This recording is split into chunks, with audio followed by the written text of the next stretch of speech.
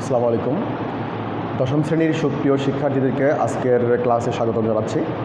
আজকে আমরা প্রথমে একটি ঢাকা বোর্ড 19-এর একটি ম্যাচিং দিয়ে ক্লাসটি শুরু করব এবং তারপরে আমরা ইউনিট 3 আমরা কিন্তু অলরেডি আমাদের টেক্সট বুকটা কিন্তু শেষ করতে পেরেছি এবং আমরা এখন ধারাবাহিকভাবে ক্লাস 9-এর সাথে তোমাদের সাথে সামঞ্জস্য রেখে, অর্থাৎ আমরা রিভিশন যে ক্লাসগুলো হচ্ছে তার সেই ক্লাসগুলো আমরা নেব এবং আজকে ম্যাচিং একটি করব। তারপরে হচ্ছে আমরা ইউনিট 3-র লেসন 5-এর উপরে, অর্থাৎ 26 মার্চ আমরা এর উপরে একটা ক্লাস নেব বা আমরা টেক্সটটি পড়বো আরেকবার এবং বোঝার চেষ্টা করতে হবে এমসিকিউগুলো সাধারণত কীভাবে হয়, কোন ধরনের ওয়ার্ড তাকে ফলো করতে হবে, এই বিষয়গুলো মাথায় রেখে আমাদের ক্লাসটা আমরা শুরু করতে যাচ্ছি।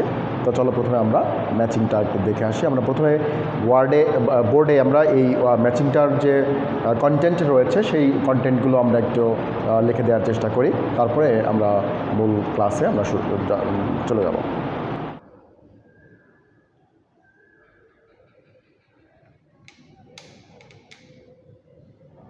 ওকে মাই ডিয়ার স্টুডেন্টস, আমরা 3টা কলাম এখানে পেয়েছি, part A, part B and part C. মূলত এই কোশ্চেনটা কিন্তু ঢাকা বোর্ড 2019-এর একটা প্রশ্ন। আমরা আজকে ম্যাথ করছি এই 3টা কলাম দিয়ে। তো প্রথমে রয়েছে ডোনেশন। আমি প্রথমে এই ওয়ার্ডগুলো, এই কলামগুলোর সেন্টেন্সগুলো একটু পড়ার চেষ্টা করি। Donation of blood in our society, some of us nourish as per medical science every man in. তারপরে হচ্ছে উই শুড হ্যাভ ড্যাশ। তারপরে ই নাম্বার হচ্ছে sometimes a bag of our blood is dash, sound health can donate blood enough to save a crystal clear idea that if a misconception about blood donation which conveys is universally acknowledged to, we donate blood, we invite no harm to us. After every 3 months without any side effect, be a very noble deed. The life of a dying person, a negative message for the others. তোমরা চাইলে বইটা তোমাদের বইয়েও দেখতে পারো, grammar যে বইটা রয়েছে সেখানে তোমরা দেখতে পারো। আমরা আসলে তাহলে এবার চলো ম্যাচ করি। আমরা প্রথমে রয়েছে যে donation of blood is universally acknowledged to, তারপর হচ্ছে কি to be a acknowledge to be a very noble deed. অর্থাৎ এই আমরা এ নাম্বার থেকে, অর্থাৎ এ প্লাস ভি প্লাস 3, আমরা donation of blood is universally acknowledge to be a very noble deed. এটা হচ্ছে আমরা 1 নম্বর গ্যাপটি ফিল আপ করলাম। নাম্বার বিতে রয়েছে in our society some of us nourish a misconception. আমাদের সমাজে একটা ভুল ধারণা পোষণ করে about blood donation which conveys a negative message for the others, যেটা হচ্ছে অন্যের কাছে একটা নেতিবাচক বার্তা পৌঁছে দেয়। যে ধরনের একটা ভুল তথ্য কিন্তু আমরা আমাদের মধ্যে ধারণ করে থাকি। নাম্বার সিতে রয়েছে as per medical science every man in sound health can donate blood after 3 months without any side effect. অর্থাৎ অ্যাজ পার মেডিকেল সায়েন্সের তথ্য মতে বা তার উপর ডিপেন্ড করে every man in sound health, অর্থাৎ যাদের শরীর সুস্থ সেই সমস্ত মানুষরা ক্যান ডোনেট ব্লাড, তারা ব্লাড দান করতে পারে আফটার এভরি 3 months, প্রত্যেক 3 মাস পর উইদাউট এনি সাইড ইফেক্ট, অর্থাৎ কোনো প্রকারের পার্শ্ব প্রতিক্রিয়া ছাড়াই কিন্তু তারা তাদের ব্লাড ডোনেট করতে পারে। নাম্বার ডিতে রয়েছে we should have a crystal clear idea that if we donate blood we invite no harm to us. আমাদের মধ্যে একটা স্বচ্ছ, একটা পরিষ্কার ধারণা থাকা উচিত যে যদি আমরা ব্লাড ডোনেট করি তাহলে কিন্তু আমরা কখনোই কোনো ক্ষতির সম্মুখীন হচ্ছি না বা হব না, এই ধরনের একটা ধারণা পোষণ করা উচিত। তো we should have a crystal clear idea that if we donate blood we invite no harm to us. যদি আমরা রক্তদান করি তাহলে আমাদের কোনো ক্ষতি হবে না। এই নাম্বারে হচ্ছে sometimes a bag of our blood is enough to save Sometimes a bag of our blood is enough to save the life of A dyeing person, life of A dyeing person. তো এই হচ্ছে আমরা আজকে মূলত একটাই থাক, আমরা আমরা এটার ম্যাচ করলাম জাস্ট কিছু কারণটা হচ্ছে যে আমরা অলরেডি কিছু ধরনের কতগুলো এই ম্যাচিং কিন্তু করেছি। এটা প্রচুর প্র্যাকটিস দরকার, প্র্যাকটিস না করলে সেন্টেন্স কিন্তু ক্রিয়েট করা এতটা সহজ নয়। যার কারণে কিন্তু তোমাদেরকে এনকারেজ করার জন্য আমি নিজে এটা না করলেও হতো, তারপরেও কিন্তু তোমরা বাসায় প্র্যাকটিস করতে হবে বোর্ড ধরে ধরে। প্রত্যেকটা সালের যতগুলো বোর্ড রয়েছে ততগুলো বোর্ডের প্রশ্নগুলো একটা একটা টপিক নিয়ে তোমরা প্র্যাকটিস করতে হবে। সরি। তো এইভাবেই কিন্তু প্রত্যেকটা প্র্যাকটিস করলে কিন্তু আমরা এই জিনিসগুলো কখনো আসলে এইভাবে দেখানো হয় না, যার কারণে আমরা অভ্যস্ত না। কিন্তু তোমাদের দায়িত্ব হবে বাসায় বসে এটাকে প্র্যাকটিস করা। শুধু এই ম্যাচিং না, আমাদের এই টাইপের যতগুলো রয়েছে, রিঅ্যারেঞ্জ রয়েছে, আমাদের রাইটিংয়ের মধ্যে রয়েছে, গ্রাফ চার্ট রয়েছে, ঠিক আছে, সবগুলো তোমাদেরকে প্র্যাকটিসের মধ্যে নিয়ে আসতে হবে। সো চলো আমরা এখন তাহলে ইউনিট 3 লেসন 5-এ যাই, ইন্ডিপেন্ডেন্স ডে, আর ন্যাশনাল ইন্ডিপেন্ডেন্স বা জাতীয় 26 March or our independence day, 26শে মার্চ অথবা আমাদের স্বাধীনতা দিবস, এর উপর আজকে যে প্যাসেজটি রয়েছে সেটা প্যাসেজটি আমরা পড়ব। নাও আমরা এখন তোমরা এখন দেখতে পাচ্ছ একটা ছবি, যে you can see a picture and ask the questions about it. একটা ছবি তোমরা অবশ্যই দেখতে পাচ্ছ এখানে সবাই। এখানে আসলে স্মৃতিসৌধের ছবি দেওয়া রয়েছে এখানে, যে what can you see in the picture, where is it, why was it built, কোথায় অবস্থিত এবং কেন এটা তৈরি করা হয়েছে। সো নাও বি নাম্বার রয়েছে রিড দ্য টেক্সট। আমরা এখন টেক্সটটি পড়ব।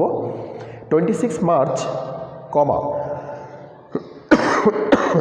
আওয়ার ইন্ডিপেন্ডেন্স ডে, কমা, অর্থাৎ এই জায়গাটাতে একটা গ্রামাটিক্যাল নাম দেওয়া যেতে পারে এর, যে 26 মার্চের পরে কমা দিয়ে 26 March, comma,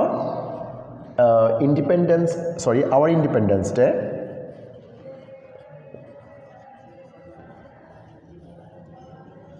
our independence day, comma, তারপরে যাই থাক না কেন, এই যে কমা, এইখানে কমা এবং এখানে কমা, এই মাঝখানে যে পার্টটা ক্রিয়েট করা হয়েছে এটার নাম কি, এটার গ্রামাটিক্যাল নাম কি হতে পারে। আমরা টার্মটা একেবারেই নতুন, তোমার ক্লাস 9-এর স্টুডেন্ট হিসেবে আমরা অথবা 10-এর স্টুডেন্ট হিসেবে এটা কিন্তু আমরা আগে কখনো পাইনি, যার কারণে এটার কি নাম দেওয়া যেতে পারে, এটার নাম হচ্ছে অ্যাপোজিটিভস, APPOSITIVE। অ্যাপোজিটিভ মানে হচ্ছে ইকুইভ্যালেন্ট টু নাউন, অর্থাৎ নাউনকে কোনো নাউন ফ্রেজের মাধ্যমে যদি মডিফাই করা হয়, অর্থাৎ নাউনকে তার পরবর্তীতে কোনো নাউন ফ্রেজ বসিয়ে যদি আগের নাউনকে মডিফাই করা হয়, তখন সেটাকে আমরা বলছি যে নাউন ফ্রেজ বা অ্যাপোজিশনস, নাউন ইন অ্যাপোজিশন বা নাউন অ্যাপোজিটিভস, আমরা যে কোনো নামে বলতে পারি, বাট এটাকে আমরা বলবো অ্যাপোজিটিভ। সো অ্যাপোজিটিভ বসে হচ্ছে মূলত দুটো কমার মধ্যে, ইট সেটস উইদিন 2 কমাস। এটা খেয়াল রাখতে হবে যে অ্যাপোজিটিভ বলতে আমরা কী বুঝি। So 26 March, comma, our independence day. So independence day যদি প্রশ্ন হতে পারে এরকম যে এমসিকিউটা, যে এখানে এই কমার মধ্যে যে ফ্রেজটি করা হয়েছে এটার গ্রামাটিক্যাল নাম কি, বা এটাকে কী নামে বলা হয় বা কী নামে ডাকা হয়। সো এটার নাম হচ্ছে অ্যাপোজিশন বা অ্যাপোজিটিভস, অ্যাপোজিটিভস। সো এখন আমরা আরেকটা এক্সাম্পল দিলে আরেকটু ক্লিয়ার হবে, যে মনে করো যে mister Khan, comma, the principal of our college, comma, is a very famous person. So এখানে mister Khan, comma, our principal. তো মিস্টার খান এবং আওয়ার প্রিন্সিপালের মধ্যে কিন্তু কোনো বেসিক কোনো পার্থক্য নাই, একজন ব্যক্তিকেই অন্য নাউন ফ্রেজ ইউজ করে এখানে বোঝানো হচ্ছে, তার নাম হচ্ছে অ্যাপোজিশনস। I think clear. এবং নাউনের পরেই কিন্তু বসবে নাউন ফ্রেজ, কখনো কিন্তু অ্যাডজেক্টিভ বা অন্য ওয়ার্ড এখানে ইউজ করা যাবে না, শুধু নাউন ফ্রেজ হতে হবে। That is called noun in apposition বা অ্যাপোজিটিভস বলা হয়ে থাকে এটাকে।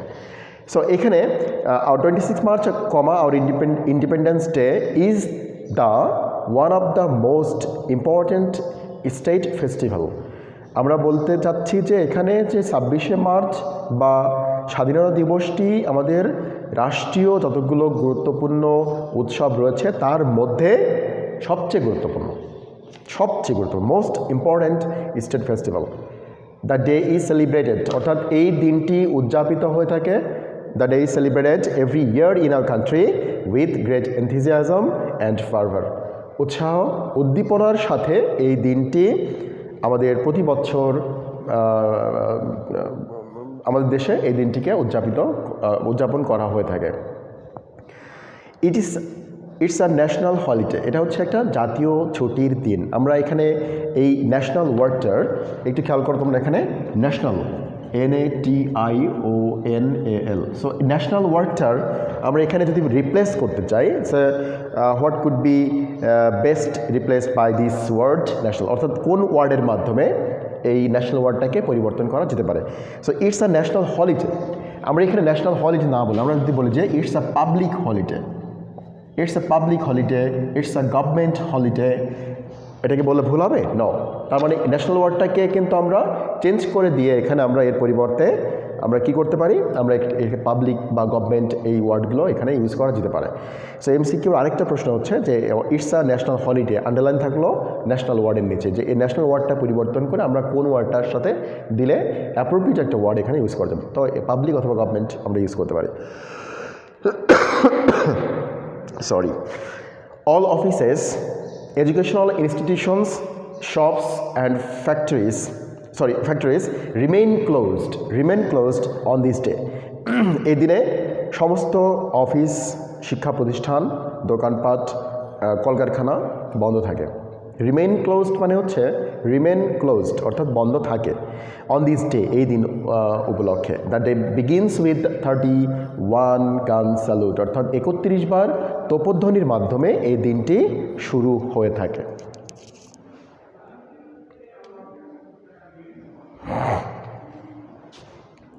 তাহলে এটা গেল হচ্ছে আমাদের প্রথম প্যাসেজ।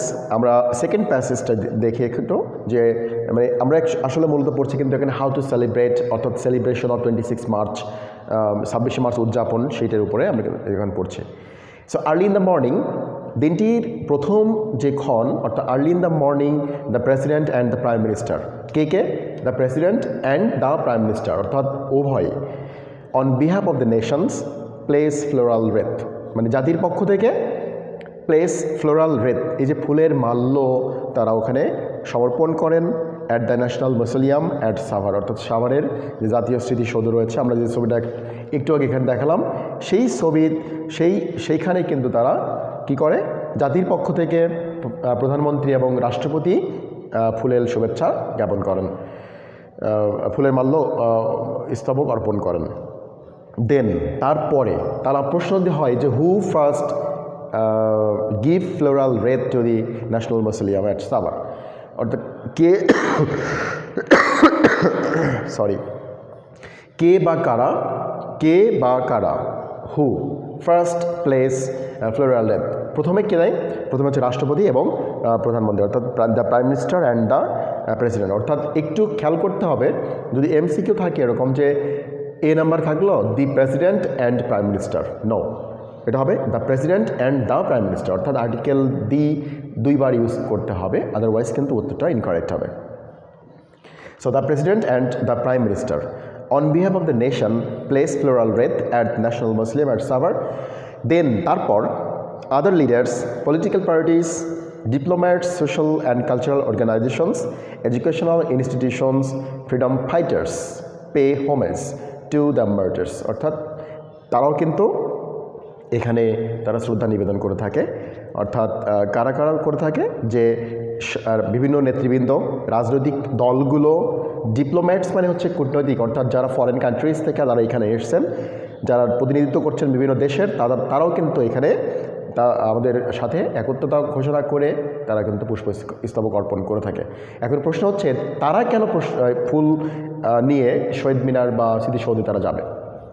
এই প্রশ্নটার উত্তরটা হচ্ছে এরকম হতে পারে যে আসলে যে তারা আমাদের ভ্রাতৃত্ববোধটাকে জাগ্রত করার জন্য বা আরেকটু বাড়িয়ে দেওয়ার জন্য, অর্থাৎ ব্রাদারহুডটাকে সাস্টেইন করার জন্য আমরা এখানে কিন্তু ডিপ্লোম্যাটসরা কিন্তু তারা পুষ্পস্তবক অর্পণ করে থাকে আমাদের সাথে একত্রতা ঘোষণা করে। সোশ্যাল কালচারাল অর্গানাইজেশন, সামাজিক এবং সাংস্কৃতিক সংগঠনগুলো, এডুকেশনাল ইনস্টিটিউশন, শিক্ষা প্রতিষ্ঠানগুলো, অ্যান্ড ফ্রিডম ফাইটার্স, কারা কোন ধরনের freedom fighters? The persons who fought for the country and who are still alive, যারা এখনও বেঁচে আছেন, জীবিত যারা মুক্তিযোদ্ধা রয়েছেন, তারাও কিন্তু এইখানে শহীদদের প্রতি তারা শ্রদ্ধা নিবেদন করেন, অর্থাৎ pay homage to the martyrs. People from all works of life, সর্বস্তরের মানুষ গো দেয়ার। কারা কারা যায় এখানে? যদি বলা হয় যে হু গো দেয়ার বা হু গোজ দেয়ার, তাহলে আমরা লিখবো এখানে people from all works of life including leaders, political parties, diplomats, cultural and educational institutions, everything. অর্থাৎ সবাই, কেউ বাদ দেয়, not a single person, rest of the মানে প্রত্যেকেই কিন্তু আসলে এখানে তারা অবস্থান করে থাকে বা তাদের অনুভূতি প্রকাশ করে। People from all works of life also go there in rallies and processions, তারা বিভিন্ন কিন্তু র্যালি এবং মিছিল নিয়ে কিন্তু তারা সমাবেশের মাধ্যমে তারা কিন্তু ওখানে র্যালি নিয়ে এবং তারা মিছিল নিয়ে কিন্তু তারা শহীদ মিনারে বা স্মৃতিসৌধে তারা যায়। দেয়ার আর মেনি কালচারাল প্রোগ্রামস, বিভিন্ন ধরনের সাংস্কৃতিক অনুষ্ঠানের আয়োজন করা হয় থ্রু আউট দ্য ডে, দিনব্যাপী। থ্রু আউট মানে হচ্ছে দ্য হোল ডে, মানে অর্থাৎ সমস্ত দিনব্যাপী কিন্তু সাংস্কৃতিক অনুষ্ঠানের আয়োজন করা হয়ে থাকে। throughout the day, highlighting the heroic struggle and sacrifice in 1971, অর্থাৎ এই যে সাংস্কৃতিক অনুষ্ঠানগুলো হয়ে থাকে এরা হচ্ছে 1971 সালের স্ট্রাগল অ্যান্ড স্যাক্রিফাইস, যারা সংগ্রাম এবং তাদের অবদানের কথা স্মরণ করে তাদেরকে উল্লেখ করে আমরা কিন্তু কী করে থাকি, আমরা তাদের ঐতিহাসিক, তাদের দুঃসাহসিক কর্মকাণ্ডের চিত্রগুলো উল্লেখ করার মাধ্যমে আমরা এখানে সাংস্কৃতিক প্রোগ্রামগুলো করে থাকি। ইন বঙ্গবন্ধু ন্যাশনাল স্টেডিয়াম, জাতীয় যে বঙ্গবন্ধু জাতীয় স্টেডিয়ামে school children, scouts, girls guide take part in various displays to entertain thousands of spectators. অর্থাৎ স্পেকটেটার্স মানে হচ্ছে দর্শক, আমরা আগেও বলেছি এই ওয়ার্ডটা হচ্ছে স্পেকটেটার্স মানে হচ্ছে দর্শক, the person who watches directly, যারা সরাসরি কোনো জিনিস দেখে থাকেন তাদেরকে বলা হচ্ছে স্পেকটেটার্স। পারফরমেন্স তার দেখে থাকে, যে school children, scout and girls guide তারাও কিন্তু বিভিন্ন ধরনের প্রদর্শনীতে অংশগ্রহণ করে থাকে টু এন্টারটেইন, বিনোদন দেওয়ার জন্য। থাউজেন্ডস অফ স্পেকটেটার্স অর্থাৎ হাজার হাজার দর্শক যখন থাকে তাদেরকে বিনোদন দেওয়ার জন্য তারা কিন্তু বিভিন্ন ধরনের অনুষ্ঠান, বিভিন্ন ধরনের ডিসপ্লে প্রদর্শন করে থাকে। Educational institution also organise their individual programmes, আমরা কিন্তু বিভিন্ন দেখেছি তারা নিজ নিজ প্রতিষ্ঠানে কিন্তু নিজ নিজ ধরনের তারা কী করে থাকে, অনুষ্ঠানমালার আয়োজন করে থাকে। অর্থাৎ প্রত্যেকটা প্রতিষ্ঠান তাদের নিজস্ব অনুষ্ঠানমালা প্রচার করে থাকে বা তারা আয়োজন করে থাকে। স্পোর্টস মেটস, খেলাধুলা and tournaments are organised on this day, অর্থাৎ এই দিনে আরও বিভিন্ন ধরনের খেলাধুলার আয়োজন করা হয়, including the exciting boat race the river in the river Buriganga, অর্থাৎ এর মধ্যে রয়েছে বুড়িগঙ্গা নদীতে যে এক্সাইটিং বোট রেস হয়ে থাকে সেটা, অর্থাৎ নৌকা বাইচ, সেটাও কিন্তু এখানে আয়োজন করা হয়ে থাকে। নেক্সট, ইন দ্য ইভিনিং, সন্ধ্যাবেলায় কী হয়ে থাকে, যে all major public buildings are illuminated with colourful lights. আমরা কিন্তু আগে বলেছি এখানে যে ইলুমিনেট মিনিংটা হচ্ছে আলোকিত করা, to light up or brighten, অর্থাৎ আলোকসজ্জা করা। প্রত্যেকটা সরকারি ভবনগুলোতে public buildings, all major public buildings are illuminated are lighted with colourful lights, বিভিন্ন ধরনের রং বেরঙের বর্ণিল রঙে বা বর্ণিল আলোয় আলোকিত করা হয়ে থাকে সরকারি যে সমস্ত মেজর বিল্ডিংসগুলো রয়েছে সেখানে।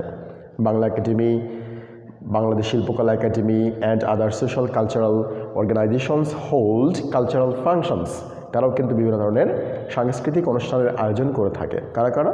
Bangla Academy, Shilpakala Academy and other socio cultural organisations এগুলো আয়োজন করে থাকে। Similar functions are also arranged in other places in the country, এবং একই ধরনের অনুষ্ঠান কিন্তু দেশের বিভিন্ন স্থানে কিন্তু আয়োজন করা হয়ে থাকে। সো এই হচ্ছে আমাদের মোটামুটি পার্ট বি, ইউনিট 3 লেসন 5-এর পার্ট বিটা পড়লাম। এখন আমরা ম্যাচ করব, match the words with their meanings, part C করি। এই পাশে যে ফারভার বলতে আসলে কোনটার সাথে ম্যাচ করানো যায় সেটা হচ্ছে a strong feeling of excitement, a strong feeling of excitement. আমরা কিন্তু আগেই এই ওয়ার্ডটার সাথে পরিচিত হয়েছে। অ্যালাইক মানে হচ্ছে মতো, তার মানে হচ্ছে in a similar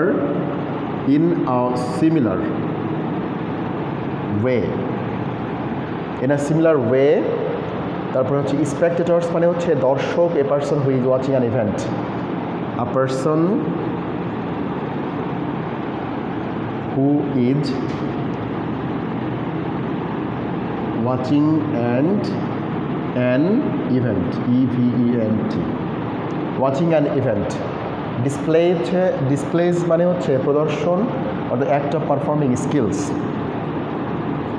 act of performing skills, নৈপুণ্যতা প্রদর্শন, সেটাকে বলা হচ্ছে ডিসপ্লেজ। ইলুমিনেট মানে হচ্ছে আলোকিত করা, তার মানে হচ্ছে টু লাইট আপ। আমরা আগেও লিখেছি এটা, আমি আরেকবার লিখছি টু লাইট আপ। সো এই হচ্ছে আমরা এই ম্যাচ করলাম। Now choose the best answer. Our one of the most important state festival is, আমরা নিশ্চয়ই বুঝতে পারছি আমরা কিন্তু যে লেসনটা পড়লাম, যে টপিকটি পড়লাম সেটা লিখতে হবে, যে তাহলে 26 মার্চ বা independence day.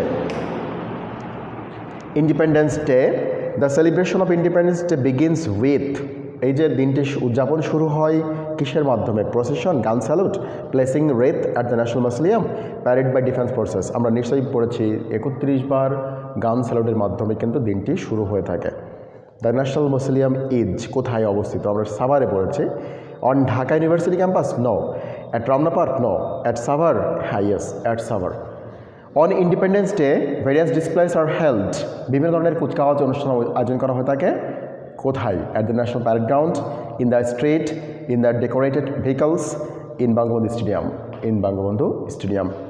Now write in brief how you have celebrated this year's independence day at your school.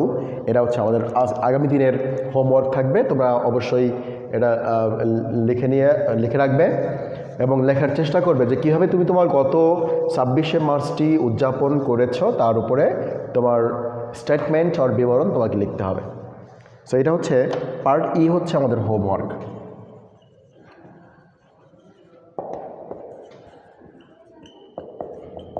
Part E, যে how you have celebrated this year's independence day.